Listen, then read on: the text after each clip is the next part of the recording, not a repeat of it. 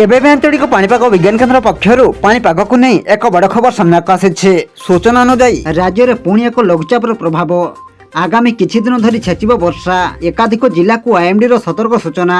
मौसुमी प्रभाव सक्रिय थिबा बेले ओडिशा उपरे पुणी एक लघुचापर प्रभाव देखा देइछि। बंगोपसागर में सृष्टि होइतिबा एक ताजा लघुचाप क्षेत्र जोगु राज्यर अधिकांश अंचल में प्रबल अति प्रबल वर्षा हेबार संभावना रहिछि बोली भारतीय पाणीपाग विभाग पक्षर सतर्क सूचना जारी करा जाइछि। तेबे आसंतु नजर पकाइबा राज्य को घारिछि लघुचापर भय।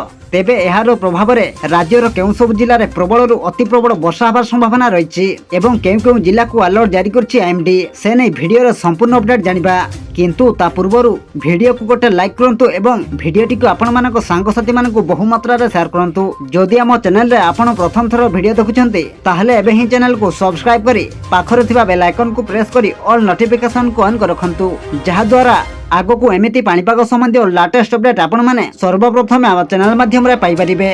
पाणीपाग विभाग पक्षर प्रकाशित रिपोर्ट अनुसार आगामी किछि दिन धरी एही लघुचापर प्रभाव लागि रहिबो, जहा फल एकाधिक जिला पाणीपाग विभाग येलो वार्निंग एवं ऑरेंज अलर्ट जारी करिछि। पाणीपाग केन्द्रर सूचना अनुसार उत्तर पश्चिम बंगोपसागर एवं तत्संलग्न अंचल में सृष्टि होइतिबा घूर्णिबलय क्रमश घनीभूत होई एक लघुचापर परिणत होइछि। एहार प्रभाव में आसंता 4 ରୁ 5 दिन पर्यंत राज्य में वर्षार परिमाण बढ़िबो।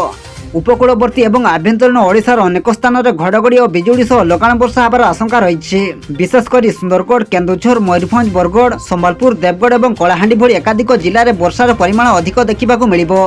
परिस्थिति को दृष्टि रखी संवेदनशील जिलागुड़िक क्रमागत भाव ऑरेंज और येलो वार्निंग जारी रखा।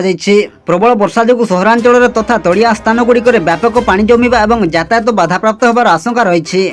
एपरिकी कच्चा घर और रास्ताघाट क्षतिग्रस्त होबार संभावना को एड़ाई दि जाई न पारे। एहाकु नजर रखी राज्य सरकार समस्त जिलापाल मानक अलर्ट रहिबाकु निर्देश दैछन्ति।